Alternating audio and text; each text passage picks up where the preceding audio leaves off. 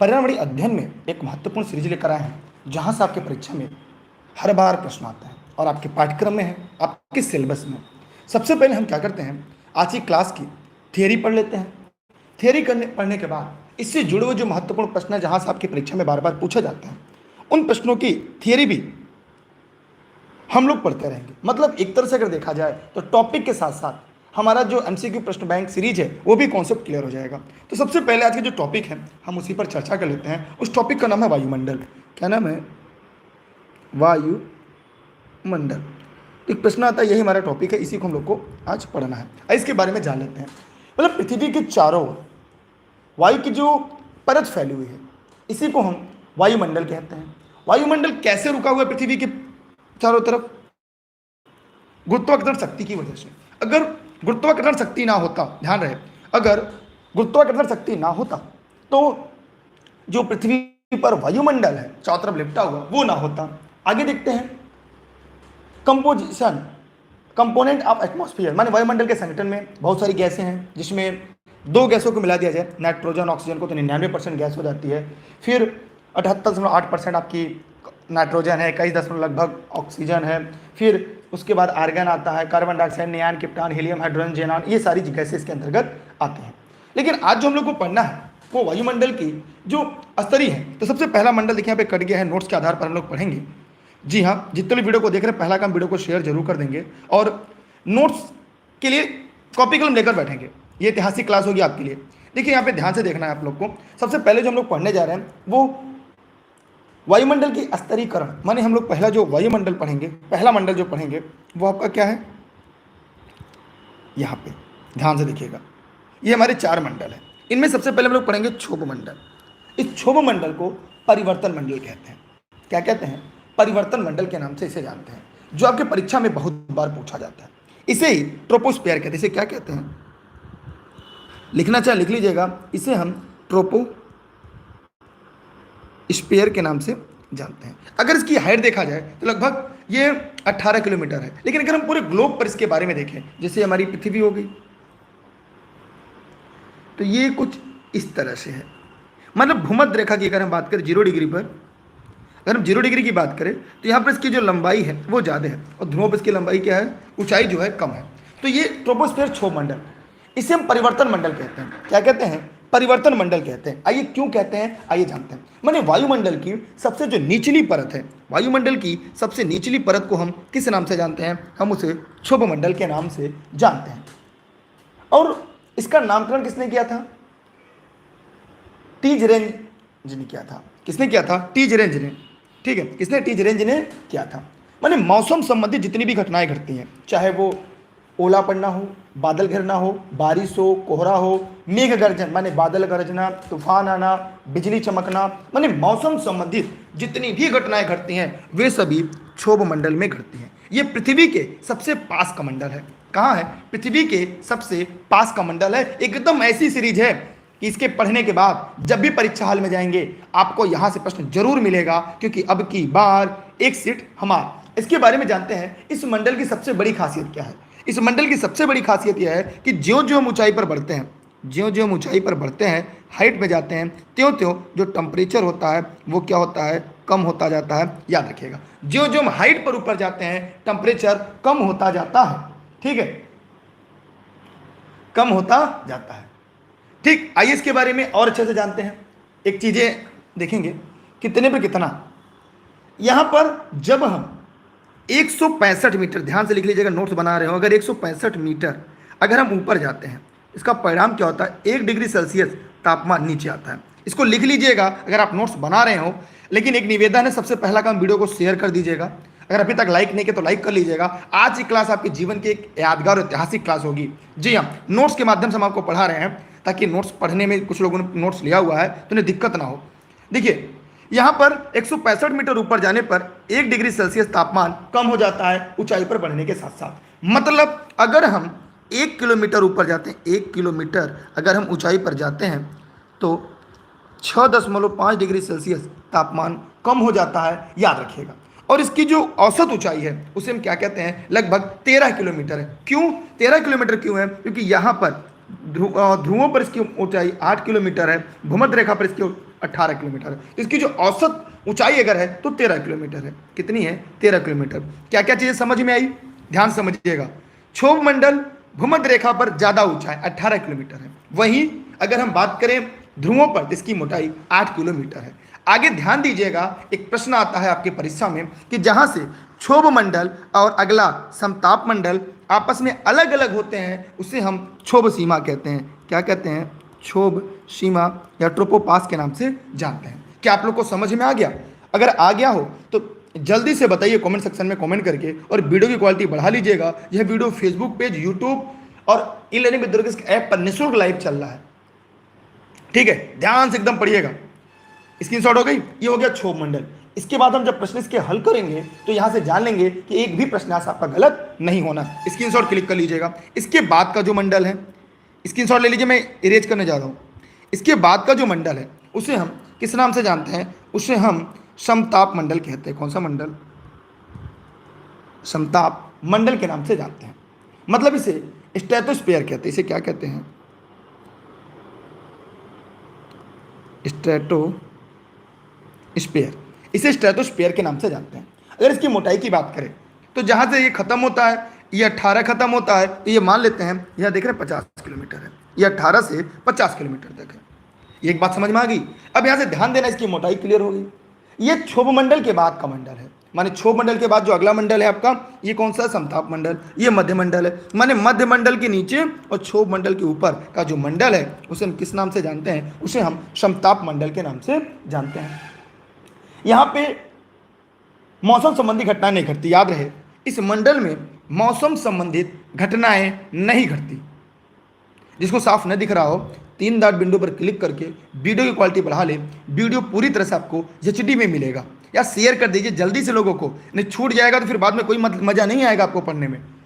ठीक है, चलिए यहाँ पे ध्यान दीजिएगा आप लोग। यहाँ पर हमने देखा, ये हो गया आपका। अब याद रहे कि यहाँ पर अगर मौसम संबंधित घटनाएं नहीं घटती, जिसके कारण इस मंडल में, ध्यान रहे, जिसके कारण इस मंडल में वायुयान उड़ता है, जेट यान उड़ता है। और इसी मंडल के अंतर्गत, ध्यान रहे, इसी मंडल के अंतर्गत 20 से लेकर 35 किलोमीटर, माने 20 से लेकर 35 किलोमीटर तक कौन सा मंडल पाया जाता है? ओजोन परत पाया जाता है। क्या पाया जाता है? ओजोन परत पाया जाता है। रट लीजिए साथियों, इस देश के, क्योंकि सिलेक्शन लेना है तो ये टॉपिक आपको ध्यान से पढ़ना चाहिए। अब हम लोग पढ़ेंगे ओजोन परत। आइए पढ़ लेते हैं ओजोन परत क्या है। तो अगली हेडिंग बनेगा अपने कॉपी में ओजोन परत। वैसे ओजोन परत के बारे में मैं यहाँ पे छोटी बातें हैं, लेकिन और आगे अच्छे से मैं बता दे रहा हूँ। आराम से एकदम पढ़िएगा, कोई दिक्कत नहीं है। यहाँ पे देखिए हमारी हेडिंग जो होगी वो है ओजोन परत। जल्दी से हेडिंग बना लीजिएगा आप लोग। आइए इस हेडिंग पर हम लोग अब काम करते हैं। अब देखिए ओजोन परत के बारे में जानते हैं, ओजोन लेयर के बारे में जानते हैं। सभी लोग ध्यान से पढ़िएगा। देखिए समताप मंडल में पाई जाने वाली ओजोन परत ये क्या करती है? परावैंगनिक से हमारी रक्षा करती है। ये ई लर्निंग विद दुर्गेश के नोट्स हैं। आज गेस्ट के रूप में मैं निःशुल्क आपको पढ़ा रहा हूँ, एकदम इंपॉर्टेंट पढ़िएगा। समताप मंडल में पाई जाने वाली ओजोन परत परावैंगनिक किरणों से हमारी रक्षा करती हैं। वैश्विक तापमान, जिसे हम ग्लोबल वार्मिंग कहते हैं, ये ग्रीन हाउस गैसों के उत्सर्जन के चलते इसमें लगातार क्षरण होता रहता है, ग्रीन हाउस गैसों के चलते। अगला ये इंपॉर्टेंट टॉपिक है। ओजोन परत संरक्षण की बात मॉन्ट्रियल प्रोटोकॉल 1987 में की गई थी, लेकिन ये लागू जो होता है आगे चल के देखेंगे ये 2 साल बाद लागू होता है। यहाँ तक क्लियर हो गया? किसी के मन में कोई सवाल नहीं है? देखिए ये O2 जो होता है, ये O2 को तोड़ता है अल्ट्रावायलेट रेज, तोड़कर O1 O में बना देता है। लेकिन जो ओजोन होता है, ओजोन गैस O1 + O2 को मिलाकर O3 होता है। ये ओजोन गैस का फॉर्मूला है। जी हम रख लीजिएगा, याद कर लीजिएगा, ये सिलेक्शन में बहुत ही मददगार होगा। यहाँ से एक टॉपिक आके परीक्षा में जरूर आता है, क्योंकि हम पाठ्यक्रम के आधार पर पढ़ा रहे हैं, क्योंकि हम आपको सिलेबस के आधार पर पढ़ा रहे हैं। ठीक है, चलते हैं और आगे देखते हैं। हम स्क्रीनशॉट शायद तो कर लें। अब हमने ये देखा कि जो अल्ट्रावायलेट, ये जो ओजोन है, इससे क्या क्या चीज़ें हम लोग को पढ़नी है। देखिए ओजोन गैस है, ये O3 है। ओजोन क्या है? गैस है। एक बात क्लियर हो गई। अब ओजोन जो परत है, इसके बारे में जान लेते हैं। बहुत ही इंपॉर्टेंट टॉपिक चल रहा है। देखिए, नोट्स के लिए इस नंबर पर व्हाट्सअप करिएगा, घर बैठे आपको नोट्स मिल जाएगा, ऑनलाइन क्लासेज मिल जाएंगी। मेरी क्लास निःशुल्क है, देश हित में, राष्ट्र हित में है। ये जौनपुर से चल रही, जौनपुर वाले हैं, जरूर शेयर करिएगा, चाहे जिस जिले में, वैसे कोई बात नहीं। देखिए, ओजोन परत कहाँ पाया जाता है? समताप मंडल में। एक प्रश्न आपकी परीक्षा में आता है कि ओजोन जो परत है कहाँ पाया जाता है, तो ये समताप मंडल में पाया जाता है। इसकी ऊंचाई लगभग 20 से 30 है, कहीं 20 से 32 दे देता है, कहीं 20 से 35 दे देता है, अलग अलग किताबों में अलग अलग देता है। ये करता क्या है? ये अल्ट्रावायलेट रे, माने सूर्य से आने वाली जो किरणें होती है, पैरावैग्निक किरणें, उन्हें हमें बचाता है। और इसमें सबसे खतरनाक जो होती है सी और बी होती है। इन सबसे ज़्यादा खतरनाक क्या होंगी? सी। सबसे ज़्यादा खतरनाक सी और बी होती है अल्ट्रावायलेट रेज, माने सूर्य से आने वाली जो पैरावैग्निक किरणें हैं उन्हें अवशोषित कर लेती है। ठीक, आगे अगर किससे बचाती हैं? यार आप लोग की संख्या बहुत कम है, यार पढ़ाने में कोई कमी है क्या? इससे बेहतर अगर पूरे यूट्यूब पर कोई पढ़ा दे तो चैनल को सब्सक्राइब कर दीजिएगा। पहले मैं थियरी पढ़ा रहा हूं, फिर मैं प्रश्न बैंक सॉल्व कराऊंगा। एक भी प्रश्न अगर आपका परीक्षा में गलत हो जाए फिर चैनल को छोड़ के चले जाइएगा, क्योंकि मेरा उद्देश्य आपका केवल सिलेक्शन है और उसी के लिए हम पढ़ा रहे हैं निःशुल्क, अपने बचे हुए समय में आपके लिए बेहतर करने के लिए। यहाँ पे ध्यान दीजिएगा, इससे त्वचा कैंसर होता है। मतलब अगर अल्ट्रावायलेट रेज ना रुके, ठीक है, चेहरा बदलिए, वेस्टर्न के लग रहे हैं, चलिए ठीक है, ठीक है। तो यहाँ पे हमने देखा त्वचा कैंसर, जीन उत्परिवर्तन, मोतियाबिंद, ये बहुत ही इंपॉर्टेंट है। जी हाँ, यहाँ से सवाल आपकी परीक्षा में जरूर आते हैं, ठीक है। आगे देखते हैं हम लोग। अरे यार फास्ट कहाँ से पढ़ाएंगे, पहले सिलेक्शन जो लेना है। अब देखिए ये मोती, अब यहाँ से क्या होता है? ओजोन गैस क्षरण कैसे होता है? CFC से, याद रहे CFC, इसका फुल फॉर्म क्या होता है? क्लोरोफ्लोरोकार्बन। इसका फुल फॉर्म क्या है? क्लोरोफ्लोरोकार्बन। एक नंबर आपकी परीक्षा में फिक्स पूछे जाते हैं। आगे, ओजोन क्षरण का कारण क्या है? CFC gas. CFC गैस निकलती कहाँ से है? आप लोग कमेंट बॉक्स में जाइएगा, कमेंट करके बताइएगा, जितने भी साथी इस वीडियो को देख रहे हैं, चाहे फेसबुक पे चाहे यूट्यूब पर। आगे, ओजोन दिवस मनाया जाता है 16 सितंबर को, रट लीजिएगा। प्रत्येक वर्ष ओजोन जो क्षरण है उसके लिए, ओजोन क्षरण के लिए क्या मनाया जाता है? 16 सितंबर को। ओजोन की मापने की इकाई डॉप्सन है। ये वो नोट्स है जो ई-लर्निंग विद दुर्गेश पे, जहां से आपको सिलेक्शन मिलता है, माने डॉप्सन है, ठीक है, डॉप्सन। लेकिन ध्वनि की मापने की इकाई क्या है? ध्वनि की, तो ध्वनि की क्या है? डेसिबल है। कंफ्यूज मत होइएगा, इसलिए मैंने दोनों बता दिया, डेसिबल भी जानते रहिए, डॉप्सन। तो ओजोन की जो परत की मापने की जो इकाई है, ठीक है, जो ओजोन मापने की जो इकाई है वो क्या है? डॉप्सन है। इंपॉर्टेंट, एकदम रट लीजिएगा। आगे देखते हैं कि ओजोन में जिले ओजोन छिद्र है, इसके बारे में ये जानते हैं। ये सबसे ज्यादा बड़ा छिद्र अंटार्कटिका महाद्वीप के ऊपर, सबसे बड़ा। यहां पर हमने देखा कि जो सबसे बड़ा छिद्र है कहां पे? अंटार्कटिका के ऊपर है। ईबीएस पढ़ा जी, हाँ, पर्यावरणीय शिक्षा, ठीक है, इसमें देख लीजिएगा। हाँ, अब यहां देखिए, ये ब्रिटिश की टीम द्वारा 1985 में, माने फोरमैन, किसके द्वारा? फोरमैन के द्वारा। किसके द्वारा? फोरमैन के द्वारा। मेट्रिक प्रोटोकॉल कब होता है? 1987 से। तो यहां पर हमने देखा कि ओजोन से रिलेटेड जितने भी टॉप क्लास के प्रश्न आपके परीक्षा में बनते हैं उनको मैंने पढ़ा दिया। इसे अम्ब्रेला ऑफ द अर्थ कहते हैं। इसे क्या कहते हैं? Umbrella of the earth. इसे पृथ्वी की छतरी के नाम से जानते हैं। मतलब ये ऐसे टॉपिक हैं मेरे प्यारे साथियों। ओजोन परत पतला हो रहा है, देखिए प्रश्न बैंक में सब करा दूंगा। मैं आगे चलता हूं। देखिए आप लोग जितने लोग वीडियो को देख रहे हैं, सबसे पहला काम ई-लर्निंग विद दुर्गेश का ऐप डाउनलोड कर लीजिएगा, वहां पे आपको सब मिल जाएगा। और टेलीग्राम पर आप दुर्गेश सर्च करके ई-लर्निंग विद दुर्गेश से जुड़ सकते हैं, टेलीग्राम पे, जो अभी तक नहीं जुड़े हैं। देखिए ओजोन छिद्र के अंटार्कटिका के ऊपर होने के कारण, अब जैसे प्रश्न आपके मन में आएगा कि सर अंटार्कटिका के ऊपर ओजोन छिद्र क्यों है, तो वायु परिसंचरण प्रणाली एक तैयार, क्लोरीन परिकल्पना ये भी पॉइंट, समताप मंडली मेघ परिकल्पना ये भी पॉइंट, सौर कलंक का प्रभाव ये भी महत्वपूर्ण, ध्रुवी वाताग्र ये भी। माने ये ऐसे 5 बिंदु हैं जिनके कारण जो अंटार्कटिका महाद्वीप पर ओजोन परत सबसे ज्यादा छिद्र है। अंटार्कटिका महाद्वीप पर, अंटार्कटिका के ऊपर, महाद्वीप अटलांटिक है, अंटार्कटिका के ऊपर, ठीक है। अब देखते हैं सूर्य का प्रकाश किस तरह इसको तोड़ता है। अब देखिए O3 माने ओजोन, O3 माने ओजोन है, तब तो जान ही गए। ओजोन गैस की खोज किसने की थी? Christian Friedrich Schoenbein. Christian Friedrich Schoenbein नामक विद्वान ने ओजोन गैस की क्या किया था? खोज किया था। ये रट लीजिएगा आप लोग, ठीक है। Christian Friedrich Schoenbein. अब देखिए वियना सम्मेलन 1985 ओजोन से संबंधित है। आगे मॉन्ट्रियल प्रोटोकॉल 1987, एकदम इंपॉर्टेंट है, परीक्षा में 110% पूछा जाता है ये। हेलसिंकी परिषद सम्मेलन 1989, 110%। अभी परीक्षा होने जा रही है ना, हूबहू नोट से हमारे प्रश्न मिलेगा आपको। देखिए अब यहां पे लंदन सम्मेलन 1989। तो माने ये ऐसे टॉपिक थे जो परीक्षा के एवरग्रीन थे, ठीक। चलिए चाहे तो इसकी स्क्रीनशॉट कर लें। अब हम और अच्छे से पढ़ते हैं इसको फिर से। अब यहां पे हम लोगों ने देखा,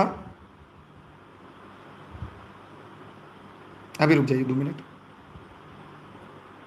यहां पे देखिए समताप मंडल फिर से हम लोग देख लेते हैं। समताप मंडल स्ट्रेटोस्फीयर कहते हैं, इसका काम क्या है? ओजोन परत इसमें है, सब तापमान इसमें बराबर रहता है, वायुयान उड़ने की आदर्श दशा होती है, ठीक है। आइए इसके बारे में और जान लेते हैं हम लोग, ओजोन मंडल के बारे में इस नोट्स में। ओजोन परत सूर्य से आने वाली किस किरणों को अवशोषित करती है? तो घातक किरणों को, परावैंगनिक किरणें, अल्ट्रावायलेट रे। ये सहायक अध्यापक आशीष यादव के द्वारा लिखी गई लर्निंग विद दुर्गेश के लिए, वो नोट्स आपके सामने हैं। अब देखिए यहां पर इसे पृथ्वी का सुरक्षा कवच कहा जाता है ओजोन परत को। त्वचा कैंसर, मोतियाबिंद आदि के लिए सबसे बड़ा कारण है ओजोन क्षरण परावैंगनिक किरणों के प्रभाव से। ओजोन परत का पतला होना ओजोन छिद्र कहलाता है। क्लियर? सबसे पहले ओजोन छिद्र किसने कहां देखा गया? अंटार्कटिका में देखा गया, दक्षिणी ध्रुव पर। किसने देखा? जेबी डॉप्सन ने देखा। किसने देखा? जेबी डॉप्सन ने। इसलिए ओजोन परत की जो मापने की इकाई है वो आपकी डॉप्सन ही है। ओजोन परत की सर्वाधिक मोटाई कहां है? 20 से 35 किलोमीटर होती है ग्रीष्म ऋतु में, माने गर्मी में सबसे ज्यादा ओजोन मोटा होता है, यह रट लीजिएगा। ओजोन परत की न्यूनतम मोटाई कब होती है? वर्षा ऋतु में। एकदम रटने वाले प्रश्न है जो सीधे आपके परीक्षा में पूछा जाता है, जो सीधा आपके परीक्षा में पूछ लिया जाता है। मेरे प्यारे साथियों, इस देश के निर्माताओं, ध्यान दीजिएगा, आप लोग गलती मत करिएगा कि एक एक गलती आपको इस रेस से बाहर करती जाएगी। ओजोन संरक्षण दिवस 16 सितंबर को मनाया जाता है। ओजोन से संबंधित प्रमुख क्या क्या चीजें देखिए, वियना सम्मेलन 1985, मॉन्ट्रियल प्रोटोकॉल कनाडा 1987, सर्वाधिक खतरनाक अल्ट्रावायलेट सी डीबी है। ओजोन क्षरण के लिए सर्वाधिक उत्तरदायी गैस सीएफसी कहां से निकलती है? एसी, फ्रिज, फोम, रेफ्रिजरेटर, ठीक है। ये हो गए हमारे महत्वपूर्ण ओजोन परत, ठीक। अब और आगे आते हैं, ठीक है, इसको ध्यान से पढ़ लीजिए। इंपॉर्टेंट टॉपिक पढ़ेंगे जहां से आपकी परीक्षा में सवाल आएंगे। अब हम और वापस आते हैं। अब हम लोग पढ़ते हैं मध्यमंडल। क्या पढ़ते हैं? मध्यमंडल। मध्यमंडल कहाँ है? आइए चित्र में, डायग्राम में देखने का प्रयास करते हैं। देखिए ये है हमारा मध्यमंडल। कौन सा मंडल? मध्यमंडल। इसे हम कहते हैं मेसोस्फीयर। क्या कहते हैं? मेसोस्फीयर। इसे मेसोस्फीयर के नाम से जानते हैं। अगर इसकी हाइट की बात करें तो ये 50 से 80 किलोमीटर है। ये 50 से लेकर 80 किलोमीटर तक है। इसके बारे में बहुत ज़्यादा नहीं जानना, बस ये जानना है कि इस मंडल को नाक्टिलूसेंट बादल ध्रुव के ऊपर गर्मियों में दिखाई देते हैं। नाक्टिलूसेंट बादल क्या होते हैं? इनका निर्माण उल्का एवं संवहनी प्रक्रिया द्वारा ऊपर लगी आर्द्रता के सहयोग से होता है। अब इसके बारे में एक बात याद रखिएगा, हमारे वायुमंडल का सबसे न्यूनतम तापमान यही मिलता है -100 डिग्री सेल्सियस। -100 डिग्री सेल्सियस हमारे पूरे वायुमंडल का सबसे कम तापमान यहां पर मिलता है। इस मंडल के ऊपर की सीमा को मध्य सीमा कहते हैं, मेसो पास के नाम से जानते हैं। समझ में आया सबको? जो वीडियो को देख रहे हैं जरा फटाफट कमेंट करके बताएं कि आप लोगों को समझ में आ रहा है। तो आ रहा है, लोगों को फिर शेयर क्यों नहीं कर रहे हैं आप लोग? कोई कमी है पढ़ाने में? बताइए, ऐसी सीरीज बताइए, कमी है? अब देखिए मध्यमंडल हो गया, मतलब हमारे वायुमंडल का सबसे न्यूनतम टेम्परेचर यही है। इसके बारे में थियरी हम लोग पढ़ लेते हैं। मध्यमंडल सर्वाधिक ठंडा है, -100 डिग्री सेल्सियस लगभग। उल्का संबंधी जो घटनाएं घटती हैं, तारों का टूटना, जब तारा देखने में आप लोगों को जल जाती है तो तारा जो होती है इसी मंडल में आने के बाद प्राय जल जाती है। होते हैं ना उल्का पिंड, लोग कहते हैं मनौती मान लो पूरा हो जाएगा, तो जो मन्नत मांग ले पूरा हो जाएगा, जो बात आती है वो कहां से आती है? यहीं से आती है। जो उल्का पिंड जैसे ही यहां इस मंडल में प्रवेश करता है, प्रज्वलित होता है, जल उठता है, जिसे कहते हैं तारा टूट गया। जबकि तारा नहीं टूटता। अगर तारा टूट जाएगा तो सोचिए, अगर सूर्य को खोखला कर दिया जाए, उसमें 13 लाख पृथ्वियां समा सकती हैं, और सूर्य एक तारा है, और सूर्य का 13वां लाख हिस्सा टूटेगा तो पृथ्वी के बराबर टूटेगा। इसलिए वहां पे वो कॉन्सेप्ट आपको हमें गलत बताई जाती है और पढ़ाई जाती है। अब आगे चलते हैं आयन मंडल के बारे में। अब देखिए, इसके बाद जो है अगला मंडल, पहले मैं व्याख्या कर रहा हूं, फिर मैं आपको क्या करता हूं, चीजों को नोट से बताता हूं, दोनों चीजें, क्योंकि रेस के घोड़े रेस में अच्छे लगते हैं। देखिए यहां पर अब आयन मंडल की बात करते हैं। जानते हैं आयन मंडल के पहले मध्य मंडल के बाद तापमंडल होता है, थर्मोस्फीयर होता है। लेकिन यहां पर याद रखना, थर्मोस्फीयर को यहां पे कॉन्सेप्ट ही नहीं है, तो यहां पे याद रखिएगा इसे आइनोस्फीयर कहते हैं। क्या कहते हैं? आइनोस्फीयर कहते हैं। अगर आइनोस्फीयर की मोटाई की बात करें तो ये 80 से शुरू हो गया, यहां पे 640 तक। इसके बारे में आप लोग जान लीजिएगा। यहां पर इस मंडल में रेडियो तरंगे भूपृष्ठ पर वापस आ जाती हैं। इस प्रकार बेतार संचार संभव होता है। जैसे मैं फोन करता हूं, आप लोग ये क्लास पढ़ रहे हैं, तो कैसे पढ़ रहे हैं? मोबाइल में, इंटरनेट से, नेटवर्क से। तो जो नेटवर्क संबंधित चीजें होती हैं ये इसी मंडल से होती हैं। और अगर इस मंडल में ऊंचाई के साथ साथ इसे परतों में डिवाइड किया गया। इसकी कितनी परतों में डिवाइड किया गया? ध्यान रहे, इसे डी लेयर में, डी परत, ई परत, एफ परत, जी परत। जैसे आपने सुना होगा, यह समाचार आप लखनऊ या जौनपुर के केंद्र के 50 गीगाहर्ट्ज के 60 वेव से सुन रहे हैं, लॉन्ग वेव से सुन रहे हैं। आपने याद करिए बचपन में जब या अभी भी रेडियो सुनते हैं तो उसमें शॉर्ट वेव, लॉन्ग वेव की बात करता है। जब हम कहते हैं 4G यूज कर रहे हैं, 2G यूज कर रहे हैं, 3G यूज कर रहे हैं, 5G यूज कर रहे हैं, तो जो ये जी वाला है, जनरेशन वाला कॉन्सेप्ट है, वो सारा इसी मंडल में होता है। और जो सैटेलाइट होती है, जो नेचुरल सैटेलाइट नहीं, जो हमारा आर्टिफिशियल जो सैटेलाइट होती है, यहीं पे लॉन्च की जाती है। अगर हम डी की बात करें, डी परत, ये सब परत है, ये सब आयन मंडल की परतें हैं। ये आयन मंडल क्या है? परतें हैं। मतलब इसमें न्यूनतम, डी वाले में क्या होती है? न्यूनतम आवृत्ति वाली तरंगों का परावर्तन करते हैं। ई में क्या है? ये केनेली हेवी साइड परत कहलाती है। इसे क्या कहते हैं? केनेली हेवी साइड परत कहते हैं। माने जो उच्च आवृत्ति वाली रेडियो तरंगों का परावर्तन कर पृथ्वी पर भेजा जाता है। यफ वाले को कहते हैं एप लेटन परत, माने मध्यम व लघु तरंग दैर्घ्य को पृथ्वी पर परावर्तित करते हैं। जी को इसमें लघु, मध्यम, दीर्घ सभी द्वैध की रेडियो तरंगों को परावर्तित करती है। माने इस मंडल की महत्वपूर्ण क्या विशेषता क्या है कि उत्तरी ध्रुव पर जो प्रकाश होता है, दक्षिणी ध्रुव पर प्रकाश, मतलब अरोरा बोरिस और औरा बोरिस, ये दोनों घटनाएं यहीं पर घटती हैं। तो याद रहे यहां पर इसे हम क्या कहते हैं, जैसे ठीक है। तो यहां पर हमने और आपने देखा कि एक चीज है कि जो इस मंडल में घटना घटती है, सब लोग ध्यान समझिएगा। यहां पे क्या चीजें होती है, जैसे आपने देखा भी टीवी चल रहा होता है, तो जब बादल गरजने लगता है तो नेटवर्क छोड़ देता है, टीवी खड़खड़ाने लगते हैं। क्यों? क्योंकि जो मौसम संबंधी घटना होती है क्षोभ मंडल में होती है, और ये रेडियो तरंगे जो होती हैं ये आयन मंडल से आती हैं। इसलिए बात नहीं हो पाती, फोन पे नहीं बात हो पाता, नेटवर्क चला जाता है, बादल घिर जाते हैं। तो यही इसका कारण है, यही इसका लॉजिक है। और उसके बाद जो आता है बहिर्मंडल आता है। देखिए यहीं पे तापमंडल होता है, याद रहे। माने बहिर्मंडल और आयन मंडल को मिलाकर हम तापमंडल के नाम से जानते हैं। मतलब इस मंडल में बढ़ती ऊंचाई के साथ तापमान बढ़ता जाता है, और आयन मंडल, बहिर्मंडल को हम तापमंडल या थर्मोस्फीयर के नाम से जानते हैं। अब आते हैं बहिर्मंडल की बात करते हैं। बहिर्मंडल को क्या कहते हैं? एक्सोस्फीयर कहते हैं, एक्सोस्फीयर के नाम से जानते हैं। ये 640 के ऊपर है। अब इसके बारे में थोड़ी बातें हम लोग जान लेते हैं, ज़्यादा लंबा नहीं बताएंगे यहाँ पे। मतलब आयन मंडल के ऊपर का वायुमंडल का सबसे ऊपरी परत है, इसे हम बाह्यमंडल भी कहते हैं, बहिर्मंडल भी कहते हैं। संचार उपग्रह कक्षा में विषुवत रेखा के लगभग 36,000 किलोमीटर पर स्थापित किए। जो उपग्रह हम लोग भेजते हैं प्रायः वो यहाँ जो हमारी भूमध्य रेखा है, यहाँ से 36,000 किलोमीटर की ऊंचाई पर स्थापित किए जाते हैं। तो ये भी आप लोग को प्रश्न समझना चाहिए। यहाँ से भी एक प्रश्न आपका कॉन्सेप्ट जो है वो क्लियर होना चाहिए। क्या यहाँ से भी आपके मन में कोई सवाल है, कोई प्रश्न है, तो कमेंट सेक्शन में कमेंट करके पूछिएगा, ठीक है? कोई सवाल तो नहीं है ना? क्योंकि सिलेक्शन लेना है और मेरा उद्देश्य आपको सिलेक्शन दिलाना है। अभी हम लोग कॉन्सेप्ट पढ़ रहे हैं, अभी जैसे कॉन्सेप्ट खत्म होगा तुरंत हम आपको इसकी एमसीक्यू प्रश्न कराएंगे। यकीन मानिए एक भी सवाल आपका गलत नहीं होगा, चाहे जितने सवाल हम लोग पढ़ेंगे। ठीक है, स्क्रीनशॉट कर लीजिए सब लोग।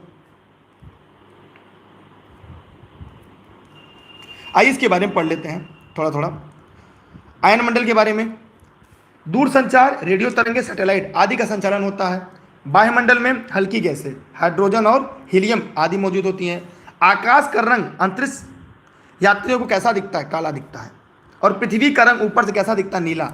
जून में यहाँ पे जल के अधिकता के कारण नीला दिखता है, इसलिए हम इसे नीला ग्रह के नाम से भी जानते हैं। ठीक है, अब आते हैं यहाँ ओजोन परत हो गया आपका, ओजोन परत हमने बता दिया। अब हम आते हैं ग्लोबल वार्मिंग। आइए ग्लोबल वार्मिंग पढ़ लेते हैं। ये ग्लोबल वार्मिंग है क्या?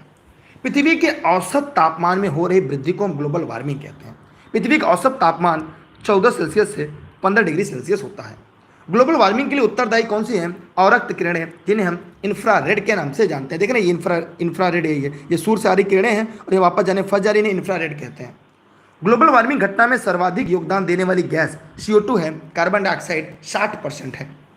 ठीक, ग्लोबल वार्मिंग के लिए कुल 6 गैसों को चिन्हित किया गया है, जो इस प्रकार है। 6 गैस कौन कौन है? देखिए, पहला जलवाष्प 1, O3 ozone 2, N2 nitrous oxide 3, CH4 methane 4, CO2 माने कार्बन डाइऑक्साइड 5, CFC 6।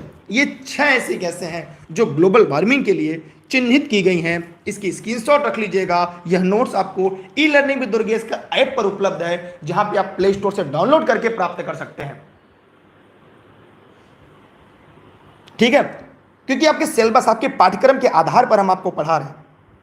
यार अपने 10-10 साथियों को शेयर करिए, 10 साथियों को बताइए जो तैयारी कर रहे हैं, जो सिलेक्शन के लिए पढ़ रहे हैं। यहां तक स्क्रीनशॉट ले लिया आप लोगों ने, और आगे चलते हैं। देखिए इसका सूत्र क्या है। मीथेन CH4, इसे मार्स गैस कहते हैं।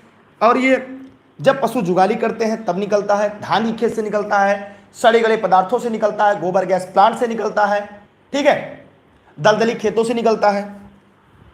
नाइट्रस ऑक्साइड, इसे लॉफिंग गैस कहते हैं, हंसने वाली गैस कहा जाता है। ठीक है, कार्बन डाइऑक्साइड ये सबसे ज्यादा जिम्मेदार है 60%। जलवाष्प CFC chlorofluorocarbon, O3 ozone, Meena का जलवा शेप O3। तो यहां पर ये आपकी जो प्रमुख ग्लोबल वार्मिंग गैसें थी, 6 के बारे में मैंने बता दिया। ठीक, क्लियर हो गया? चलिए अब हम आप जानते हैं कि ग्लोबल वार्मिंग को और किस नामों से जाना जाता है। ये परीक्षा में पूछा गया आपके, सभी लोग ध्यान से देखें। ग्लोबल वार्मिंग के अन्य क्या नाम है? ग्रीन हाउस प्रभाव, ग्रीन हाउस इफेक्ट।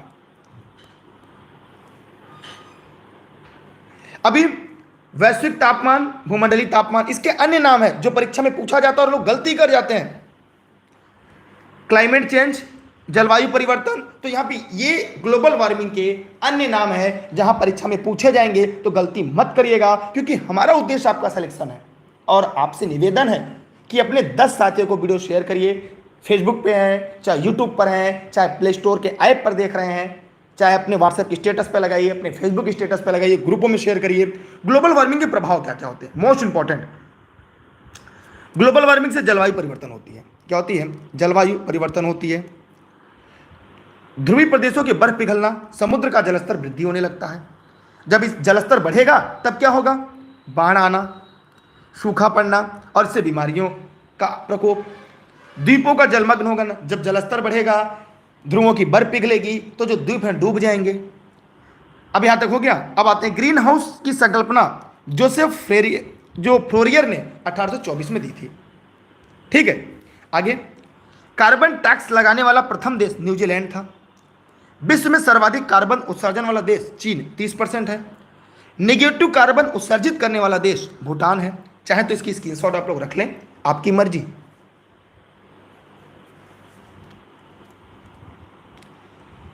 अब आइए ध्यान से देखते हैं।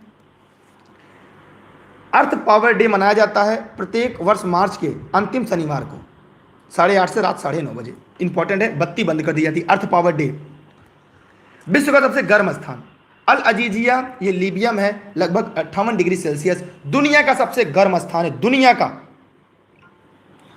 विश्व का सबसे ठंडा स्थान बरखो यांस, रूस में 58 डिग्री सेल्सियस, -58 डिग्री सेल्सियस, कहीं कहीं -88 भी मिल जाता है। ठीक है,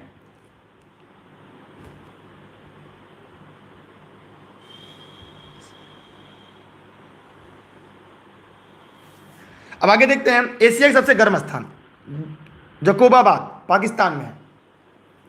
भारत का सबसे गर्म स्थान जैसलमेर राजस्थान में। भारत का सर्वाधिक तापांतर जोधपुर राजस्थान। विश्व का सबसे बड़ा मरुस्थल सहारा मरुस्थल दक्षिण अफ्रीका। भारत का सबसे बड़ा मरुस्थल थार का मरुस्थल। विश्व का सबसे शुष्क मरुस्थल अटाकामा चिली। सारे प्रश्न इंपॉर्टेंट है, सेलेक्टेड है, परीक्षा वाले हैं। विश्व का सबसे ठंडा मरुस्थल गोबी का मरुस्थल मंगोलिया और चीन की बॉर्डर पर है। भारत का सबसे ठंडा मरुस्थल लेह लद्दाख जम्मू कश्मीर, अब तो अलग हो गया, केंद्र शासित प्रदेश के रूप में हो गया। लेह लद्दाख ये केंद्र शासित प्रदेश के रूप में है। क्लियर? किसी के मन में कोई डाउट, कोई समस्या? चलिए और आगे चलते हैं। अब एक टॉपिक है अम्ल वर्षा। अम्ल वर्षा हम लोग पढ़ लेते हैं। अम्ल वर्षा क्या है? देखिए, अम्लीय वर्षा कराने वाली कौन सी गैसें हैं? एक CO2 है, कार्बन डाइऑक्साइड, फिर सल्फर डाइऑक्साइड, नाइट्रोजन के ऑक्साइड और नाइट्रस ऑक्साइड। ये ऐसी गैसें हैं जो अम्ल वर्षा कराने के लिए उत्तरदायी होती हैं। ठीक है, आगे सल्फर के से कैसे होता है? सागर ज्वालामुखी कार्बनिक पदार्थ का अपघटन करने से होता है। नाइट्रोजन के स्रोत क्या है? तड़ी झंझा ज्वालामुखी उद्गार कार्बनिक पदार्थ अपघटन। अच्छा, एक सवाल मेरा है, अगर आप लगातार क्लास पढ़ रहे हैं तो जवाब जरूर दीजिएगा कि ज्वालामुखी उद्गार होने के बाद वायुमंडल में कौन सी गैस की मात्रा बढ़ जाती है? जवाब जरूर दीजिएगा। फार्मिक अम्ल, बायोमास दहन द्वारा। आइए, अम्ल वर्षा के प्रभाव क्या क्या है? बहुत इंपॉर्टेंट है अम्ल वर्षा के प्रभाव। त्वचा पर फफोड़े पड़ जाते। देखते हैं आप लोग घर में कहते हैं कि आप लोगों ने देखा होगा त्वचा पर फफोड़ने पड़ना। लोग कहते हैं पहली बारिश में मत नहाओ, नहीं तो आपके शरीर में क्या होते हैं? फोड़े निकल जाते हैं, आम निकल जाते हैं। इसी की बात की जाती है। ठीक है, तो यहाँ पे फफोड़े पड़ जाना माने यही है आपका। फिर हम लोग और देखते हैं, मथुरा रिफाइनरी की वजह से ताजमहल का पीला पड़ना। पीला पड़ना, ताजमहल का पीला पड़ना। मथुरा रिफाइनरी किसके लिए? SO2 के रूप में, सल्फर डाइऑक्साइड के रूप में। जलीय जो जंतुओं को, पेड़ पौधों को, इनका प्रभाव क्या होता है? इन सब में होता है। माने ताजमहल का पीला पड़ना क्या कारण है? ताजमहल का जो पीला पड़ना है वह आपका एक लाइन में याद रखिएगा कि ताजमहल का पीला पड़ना SO2 के रूप में। अब कृत्रिम वर्षा क्या होती है? Silver iodide AgL। Silver iodide ये गर्म वर्षी बादल, शुष्क या ठोस बर्फ CO2 कहा जाता है, याद रखिएगा। ठोस बर्फ CO2 कहा जाता है। और D2O का कहा जाता है? D2O भारी जल। भारी जल किसे कहा जाता है? D2O को। और केवल जल को क्या कहा जाता है? H2O कहा जाता है। ये याद रखिएगा। शुष्क बर्फ, बर्फ, ठोस जल CO2 कहा जाता है। ये बहुत ही इंपॉर्टेंट है, ये आपके परीक्षा में पूछा जाता है। और हमने उन टॉपिकों को पढ़ाया है, उन टॉपिकों को आपके कराया है जहां से आपके परीक्षा में सीधे सीधे सवाल आते हैं। क्योंकि जब तक तोड़ेंगे नहीं तब तक छोड़ेंगे नहीं। अब की बार एक सीट हमार। यार वीडियो को शेयर कर दीजिए, इससे ऐसी क्लास अगर यूट्यूब पर मिल जाए तो बताइएगा। ओजोन परत भी हो गया था, चाहे तो इसकी स्क्रीनशॉट रख लें। वीडियो देख रहे हैं, स्क्रीनशॉट क्लिक कर लें, स्क्रीनशॉट क्लिक कर लें, स्क्रीनशॉट क्लिक कर लें। अब आते हैं प्रश्न बैंक की तरफ। अब हम लोग किधर चलते हैं? अब हम लोग चलेंगे प्रश्न बैंक की तरफ। बैंक माने वो बैंक वाला नहीं जहाँ से हम लोग को पैसा लेना है। अब हम लोग आएंगे प्रश्न बैंक की। तो जल्दी जल्दी कमेंट करते चलिए और पढ़ते चलिए, क्योंकि रेस के घोड़े आप ही तो हैं, हम तो हैं नहीं। पहला, ओजोन क्या है?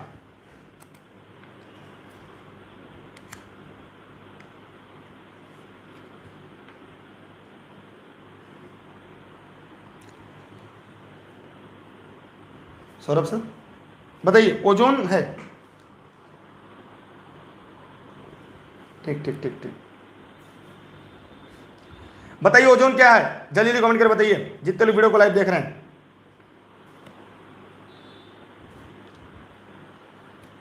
अरे यार, प्राथमिक प्रदूषक, द्वितीयक प्रदूषक क्या है?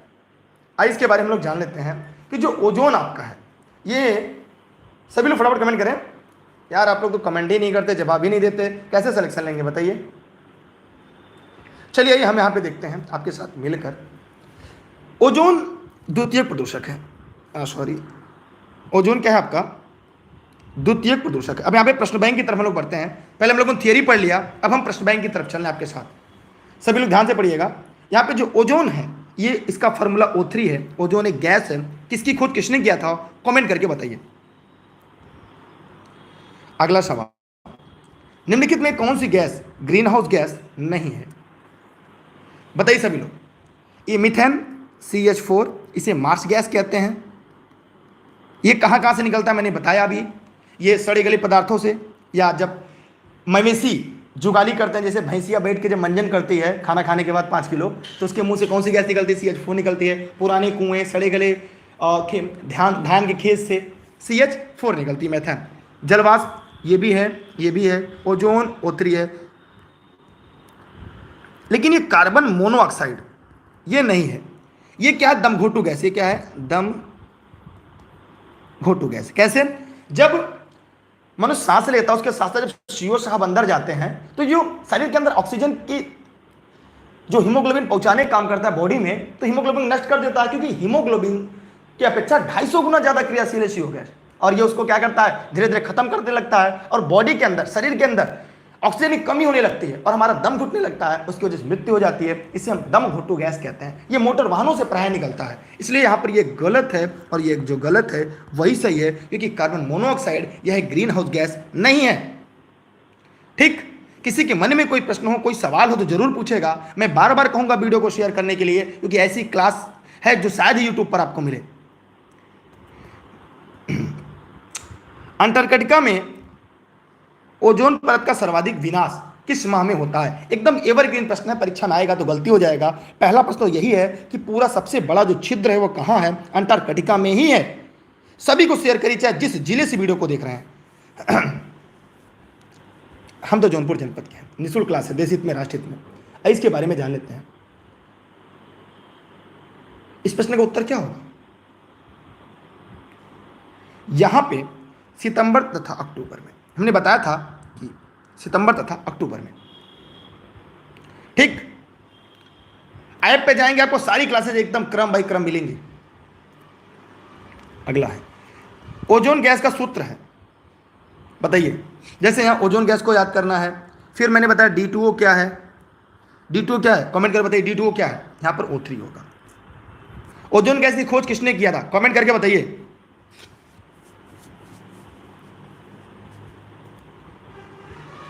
कौन सी गैस ग्रीन हाउस गैस नहीं है? कमेंट करके बताइएगा।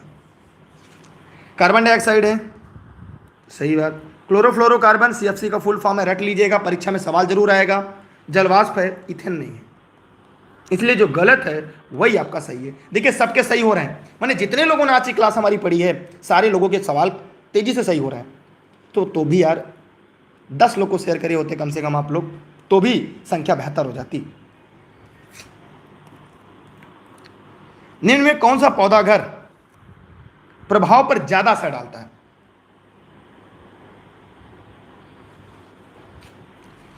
पौधा घर पर सबसे ज्यादा प्रभाव असर डालता है कौन सा?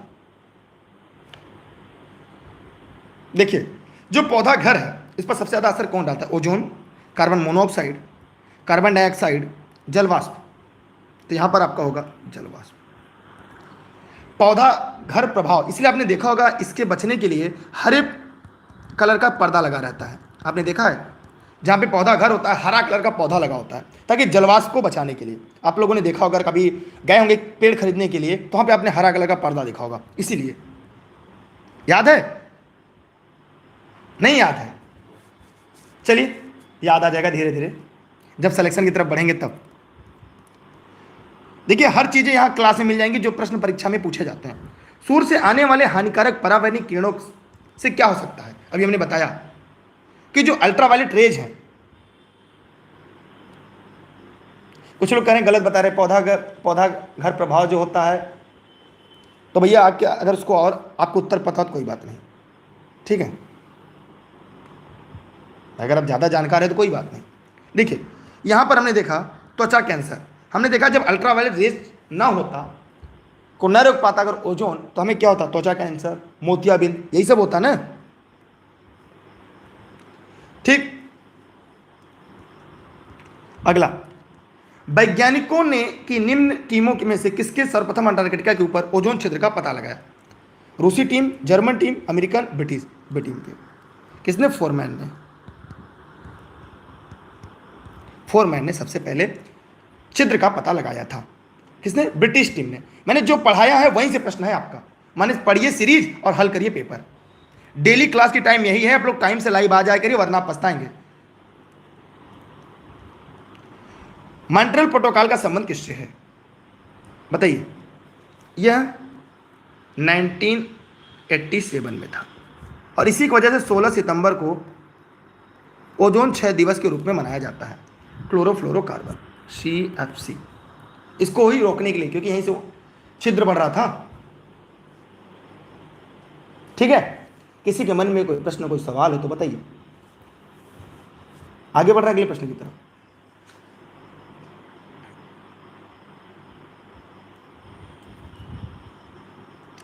मॉन्ट्रियल प्रोटोकॉल किसके रक्षण से संबंधित है? मॉन्ट्रियल प्रोटोकॉल एकदम परीक्षा वाले प्रश्न है आपको।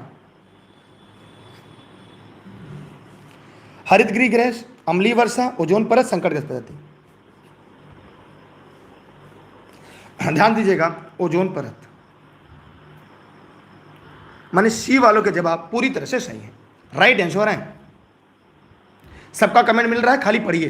केवल यहां पर आज के टॉपिक में वायुमंडल, ओजोन मंडल, इनके बारे में बात होगी। बाकी के लिए संडे स्पेशल लाइव वार्ता। ओजोन परत संरक्षण का अंतर्राष्ट्रीय दिवस कब मनाया जाता है? एकदम यूनिक प्रश्न है, एकदम सरल प्रश्न है। अब आप लोग को एकदम सारे प्रश्न आ रहे हैं क्योंकि आपने थियरी पहले पढ़ ली है। 16 सितंबर से। कब? 16 सितंबर से। फ्रिज में कौन सी गैस भरी होती है? फटाफट कमेंट करिए। फ्रिज में कौन सी गैस भरी होती है? फ्रिज में कौन सी गैस भरी होती है? जवाब दीजिए फटाफट कमेंट करके।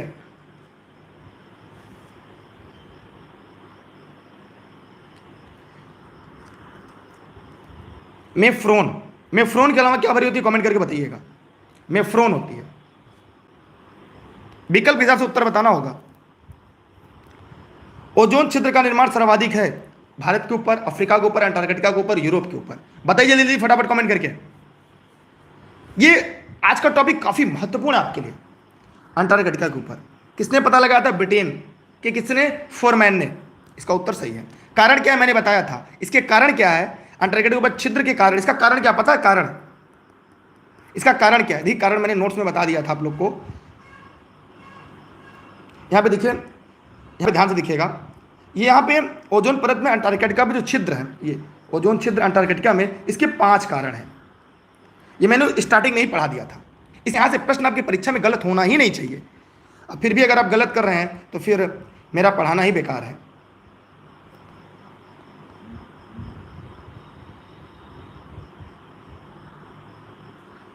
अगला है, ओजोन परत को सर्वाधिक नुकसान पहुंचाने वाले प्रदूषक कौन है?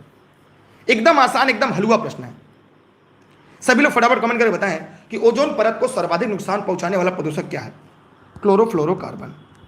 डी वालों के जवाब सही है, क्लोरोफ्लोरोकार्बन। ठीक।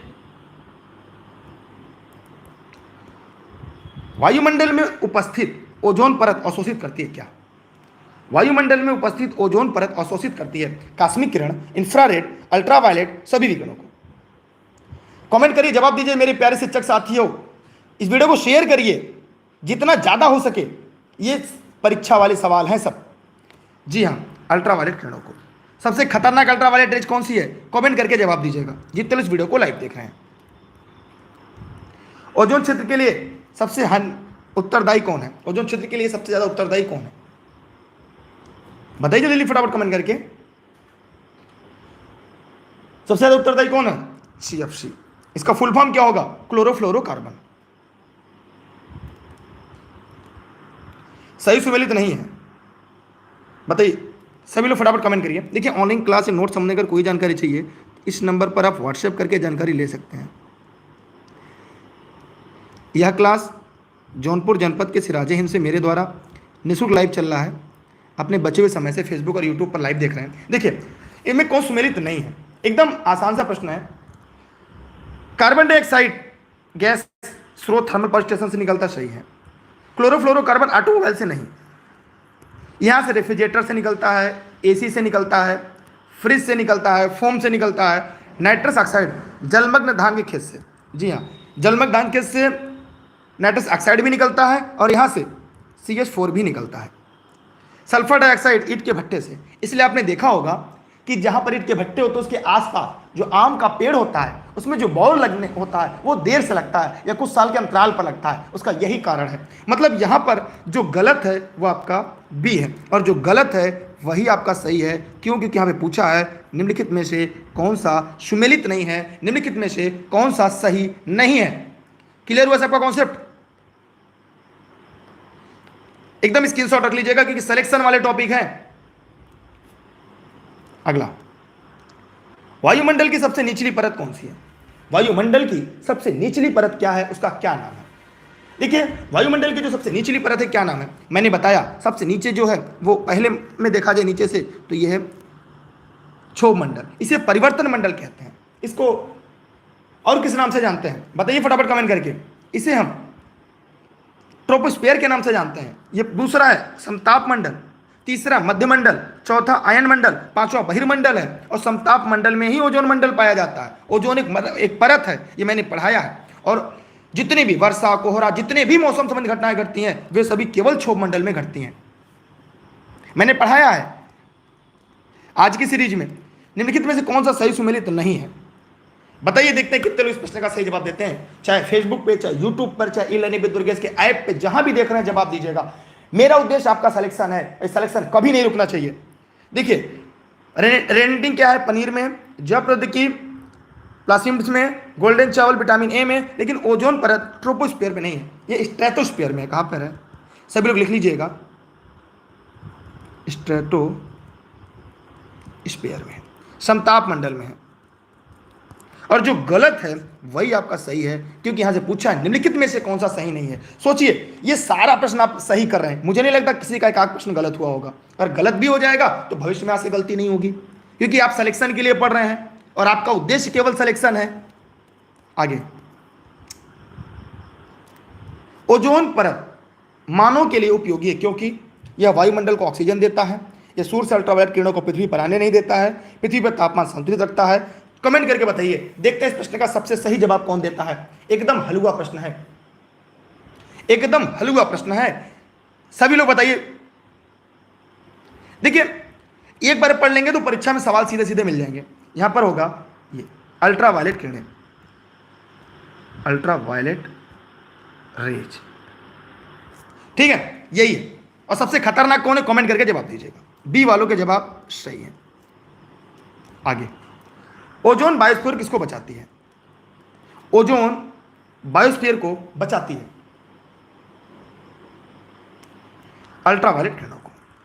देख रहे हैं कितनी तेजी से प्रश्न आपके सही हो रहे हैं, केवल प्रश्न की भाषा बदल रही बस। और जैसे प्रश्न की भाषा बदल रही है आप घबरा जाते हैं। घबराना नहीं है, सिलेक्शन लेना है और परीक्षा में कोई प्रेशर नहीं लेना है क्योंकि अब की बार एक सीट हमार।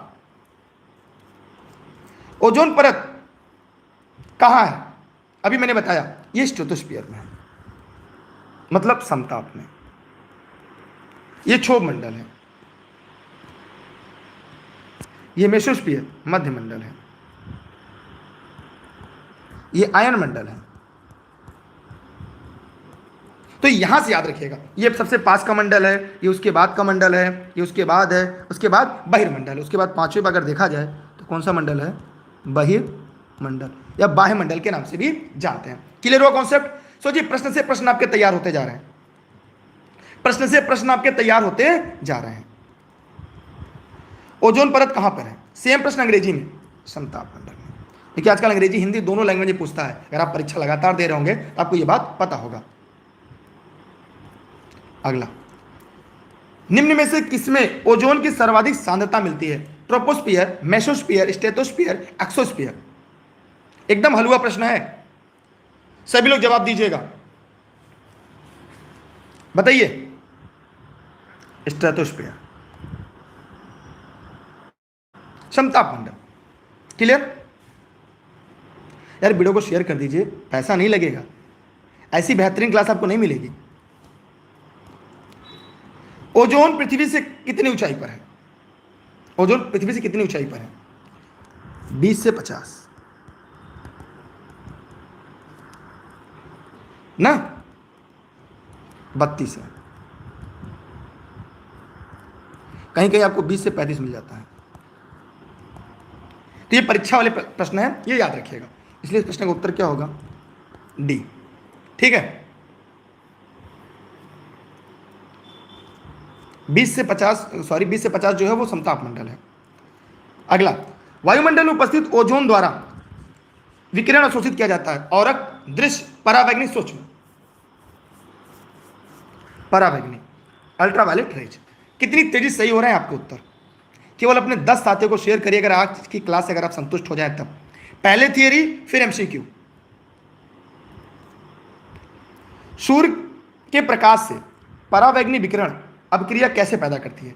Carbon monoxide, sulphur dioxide, ozone, chloride. Ozone. कौन? ओजोन। मतलब यहां पर आप लोगों ने एकदम पूरी तरह से सही जवाब दिया है। अब चलते हैं और आगे। ठीक है, स्क्रीनशॉट कर लीजिएगा। यदि पृथ्वी से वायुमंडल हटा दिया जाए तो क्या होगा? मैंने आज की सीरीज में पढ़ाया है और मैं उम्मीद करता हूं जितने भी लोग इस वीडियो को देख रहे हैं किसी का भी गलत नहीं होगा। जल्दी जल्दी कमेंट करिएगा और जवाब दीजिएगा कि अब की बार एक सीट हमारा। अगर पृथ्वी से वायुमंडल हटा दिया जाए तो क्या होगा? सभी लोग जवाब दीजिएगा। और यार अगर अभी तक आपने वीडियो को लाइक नहीं किया तो लाइक का बटन जरूर दबाइएगा। और जितने लोग इन वीडियो को शेयर किया उनको दिल से थैंक यू। अगर आप लोग सपोर्ट करेंगे तो मैं डेली क्लास ऐसे लेकर आऊंगा, एक एक टॉपिक पढ़ाऊंगा, उसकी एमसीक्यू कराऊंगा।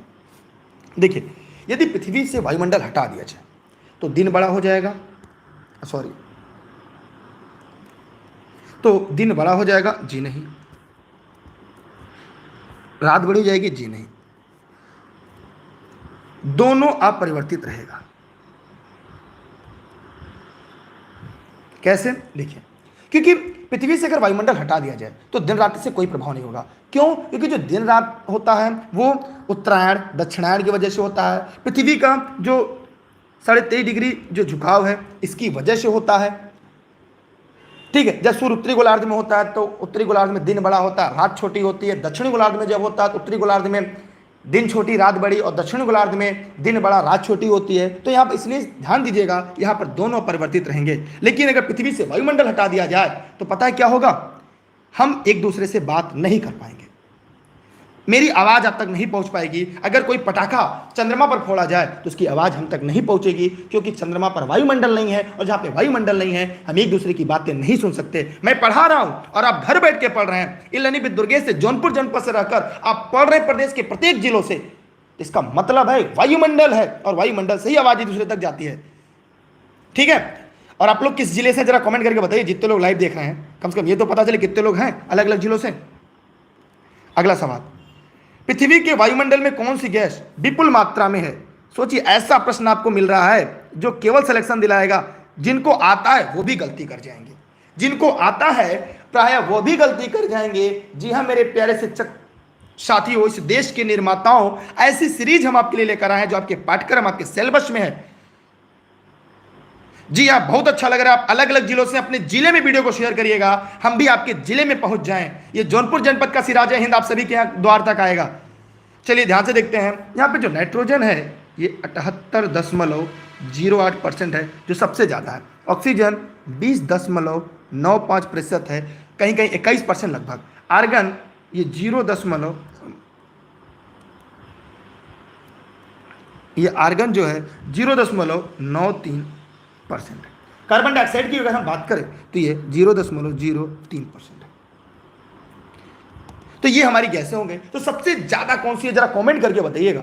यहाँ पे सबसे ज्यादा अगर पूछा जाए विपुल माने सर्वाधिक, तो वह हो जाएगा नाइट्रोजन। माने ए वालों के जवाब पूरी तरह से सही है। किन दो गैसों को मिलाकर हमारे वायुमंडल का अकेले 99% गैस होता है, तो इन दोनों को अगर हम मिला दें तो हमारे वायुमंडल का अकेले 99% गैस होता है। इसके बाद neon, helium, methane, krypton, xenon, ozone, hydrogen gases हैं। तो ये मैंने आपको एक क्रम से बता दिया क्योंकि सिलेक्शन के लिए काफी महत्वपूर्ण है। जी हाँ मेरे प्यारे साथियों, क्योंकि अब की बार एक सीट हमार, ये क्लास लगभग 1 घंटे से चल रही है। हम लोगों ने पहले सीरीज पढ़ा है, फिर एमसीक्यू। जो बाद में जुड़े हैं वीडियो को प्रारंभ से देख लेंगे, नोट्स भी मिल जाएगा। वायुमंडल की ओजोन परत हमें किससे सुरक्षा देती है? अल्ट्रावायलेट रेज से। जी हाँ, आप लोग अलग अलग जनपदों से पढ़ रहे हैं, बहुत अच्छा लग रहा है। आप अपने जनपद में वीडियो शेयर करिएगा, मुझे भी खुशी मिलेगी। पृथ्वी पर वायुमंडल दाब होने का कारण क्या है? पृथ्वी का गुरुत्वाकर्षण, पृथ्वी का घूर्णन, पृथ्वी का परिक्रमण, पृथ्वी की असमान उष्मा। आपको पता है, अगर पृथ्वी के पास गुरुत्वाकर्षण ना होता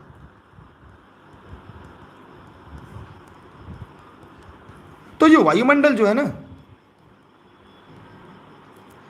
ये जो वायुमंडल है ना, ये गुरुत्वाकर्षण शक्ति की वजह से ही रुका हुआ है। अगर पृथ्वी पर गुरुत्वाकर्षण शक्ति ना होता तो पृथ्वी पर वायुमंडल भी ना होता। याद रखिएगा, ऐसे सवाल आपकी परीक्षा में आते हैं और हमारा उद्देश्य आपका सिलेक्शन है, चाहे जैसे भी करना है। एक रोटी कम खाएंगे लेकिन सिलेक्शन लेकर रहेंगे। देखिए, पृथ्वी की गुरुत्वाकर्षण, क्योंकि इसी की वजह से वायुमंडल दाब, वायु भारी कारण होता है, और यह पृथ्वी की गुरुत्वाकर्षण शक्ति के कारण ही उत्पन्न होता है। चलिए, अच्छा लगा कि आप लोग अलग अलग जनपदों से हैं। पृथ्वी की परिक्रमण के कारण, पृथ्वी घूर्णन के कारण मौसम परिवर्तन और दिन छोटा बड़ा होता है। असमान उष्मा के लिए इसके आगे बात करेंगे क्या कारण है। अगला यहाँ पे एक सही अनुक्रम लगाना है, और मैं इस प्रश्न का उत्तर नहीं बताऊंगा। जितने भी साथी इस वीडियो को देख रहे हैं वो इस प्रश्न का सही उत्तर बताएं, क्योंकि मैंने कई बार पढ़ाया है, आज की सीरीज में ही पढ़ाया है, और मैं चाहूंगा आप इस प्रश्न का उत्तर जरूर दें। देखिए, मैं यहाँ पे चाहे तो लिखता चलूंगा, सभी लोग। ट्रोपोस्फीयर, क्षोभ मंडल, स्ट्रेटोस्फीयर, समताप मंडल, आयनोस्फीयर, आयन मंडल, एक्सोस्फीयर, बीच में यहीं पर एक होना चाहिए था मध्य मंडल, मेसोस्फीयर। यहाँ पे क्या होना चाहिए था आपका? मेसोस्फीयर। तो आपके पांचों मंडल आ जाते, इसलिए इस प्रश्न का जो सही विकल्प है सी है। मैंने पढ़ाया है, शुरुआत में नोट्स में भी था, अगर आपने नोट्स पढ़ा होगा तो मिल जाएगा। ठीक है,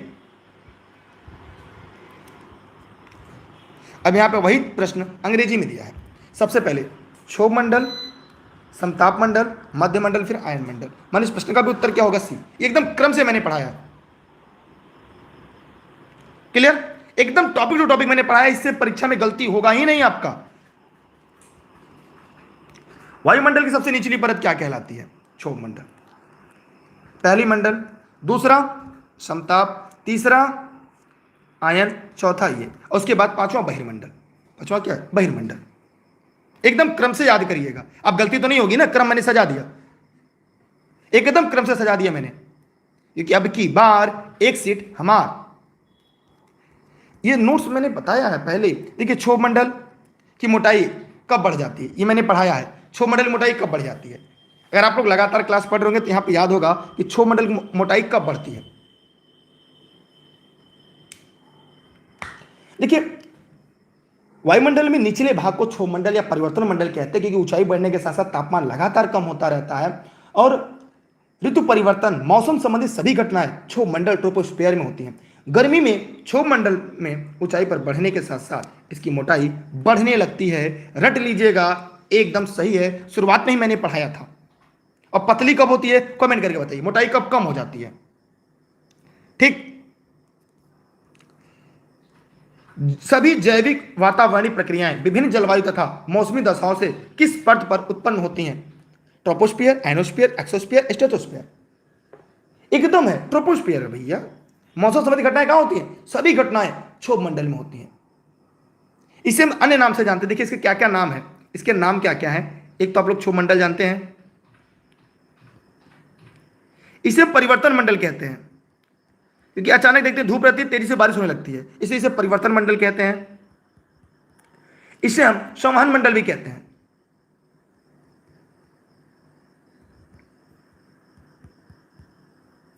हम इसे तीन नामों से जानते हैं, रट लीजिएगा। यहां से अगर परीक्षा में सवाल आए तो किसी भी साथी का गलत नहीं होना चाहिए, क्योंकि अब की बार एक सीट हमार। बादल किस मंडल में है? आयन मंडल, क्षोभ मंडल, किस मंडल में है? मैंने आपसे पहले ही बताया था कि बादल किस मंडल में है। ध्यान से देखिएगा, बादल किस मंडल में अवतरित होता है? तो बादल और दल सब क्षोभ मंडल में। अभी मैंने बताया, क्योंकि ऊंचाई पर बढ़ने के साथ साथ तापमान यहां पर कम होता है। अगर हम 165 मीटर अगर हम ऊपर जाते हैं तो 1 डिग्री सेल्सियस तापमान कम होता है। अगर हम 1000 मीटर या 1 किलोमीटर नीचे जाते हैं तो हमें 6.5 डिग्री सेल्सियस तापमान कम होता है। एकदम रट लीजिएगा।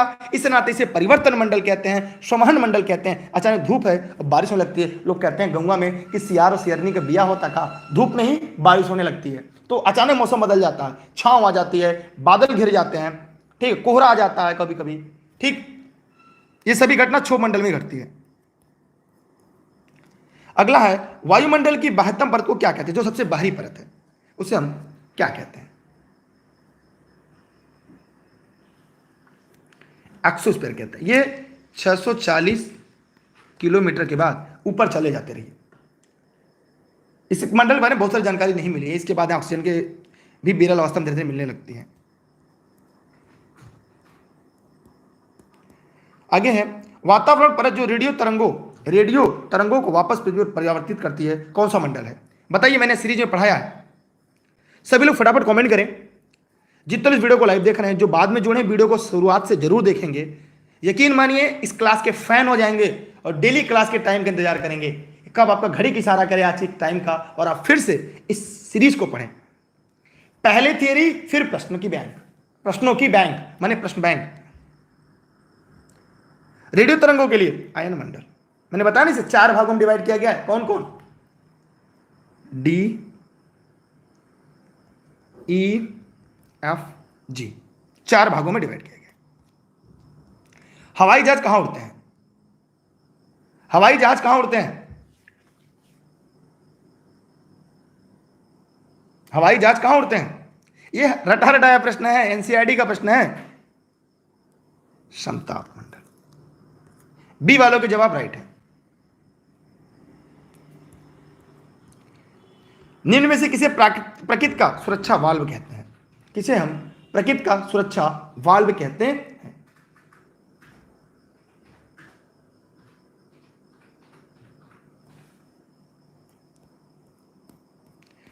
बताइए जल्दी जल्दी फटाफट कमेंट करके, जितने वीडियो को लाइव देख रहे हैं। देखिए, आप लोग ऑनलाइन क्लास नोट्स के संबंध में अगर कोई जानकारी चाहिए तो घर बैठे सभी नोट्स आप प्राप्त कर सकते हैं। ये ई लर्निंग विद दुर्गेश के ऑफिस का नंबर हो, जहाँ पर एज ए गेस्ट के रूप में मैं आपके लिए प्रतिदिन क्लास ले पाता हूँ।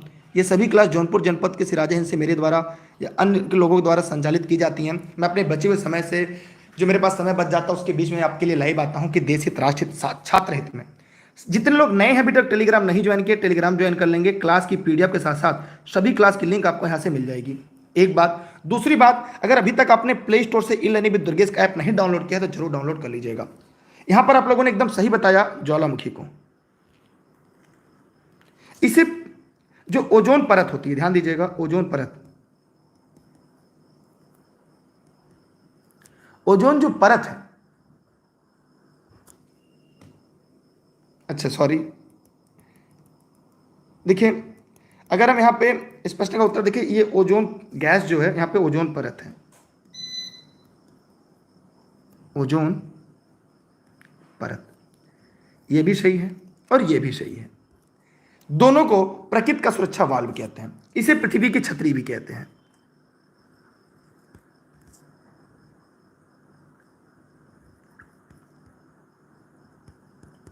छतरी कहते हैं, अम्ब्रेला ऑफ द अर्थ कहते हैं।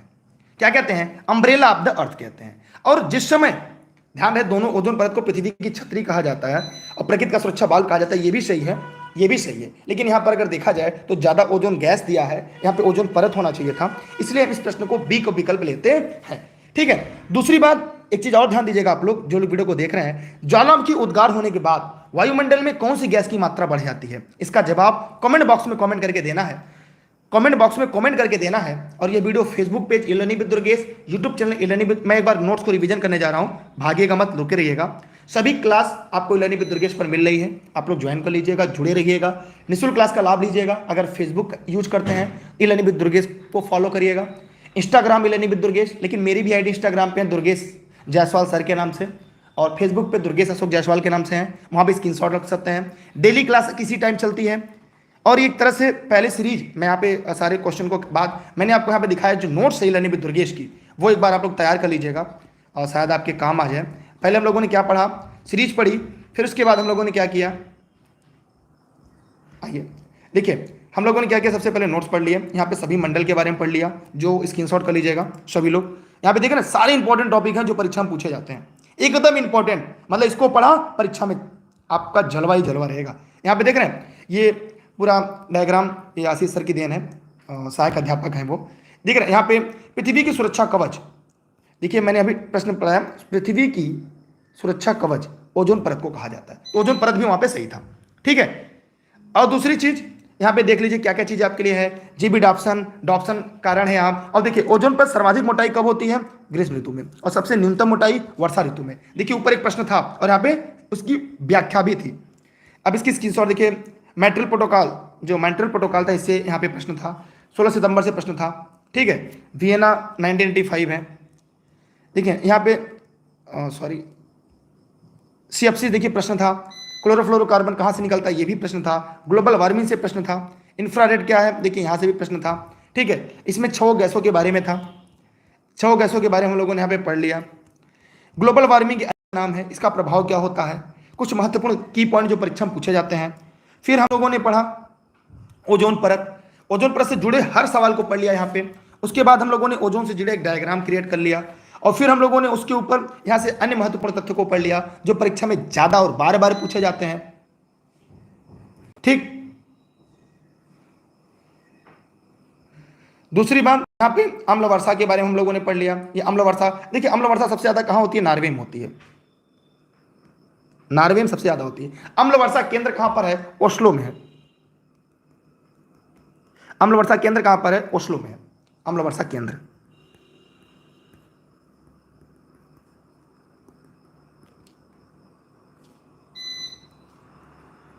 केंद्र कहां पर है, ओस्लो में है, ठीक है। ये सारी चीजें याद रखिएगा। आप लोग वीडियो को अगर अभी तक आपने शेयर नहीं किया है तो वीडियो को पहला काम शेयर कर दीजिएगा, और टेलीग्राम पर सभी लोग जुड़िएगा, अभी तक नहीं जुड़े, लिंक इसका डिस्क्रिप्शन में होगा।